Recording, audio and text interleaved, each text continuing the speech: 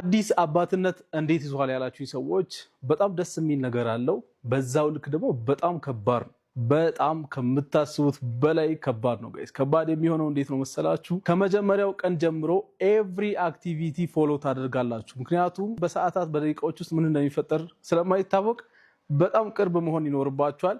እንደኔ ደግሞ ሐኪም ከሆናችሁ ግዴታ እናንተ ቤት እስካላችሁ ድረስ ሁሉንም ነገር እናንተ ናችሁ ማብራራት የሚጠበቅባችሁ ማለት ነው። የሆነ ነገር ስቅ ሲላት ለምን ነው ስቅታ አለ ምናምን ምን ሆና ነው አላገሳ ካለች እናንተ ናችሁ መታችሁ ማስገሳት የሚጠበቅባችሁ። እኔ እንደውም በጣም ብዙ ነገር ነበር ሳደርግ የነበረው። እንደምታዩት ገላዋን እያጠብኩኝ ፀሐይ እያሞኩኝ እያስገሳውኝ ብዙ ነገር ነበር ሳደርግ የነበረው። ግን ይሄ ሁሉ ነገር ደስ ይላል። በተለይ እናቶች ሪስፔክት። እያንዳንዷ ነገር በጣም ከባድ ነች። ልብስ መቀየር፣ ገላቸውን ማጠብ፣ ከዛ ማጥባት ሲጠቡ ከዛ ማስገሳት ምናምን በጣም ከባድ ነው እና ለእናት ያለኝ ሪስፔክት በጣም ጨምሯል።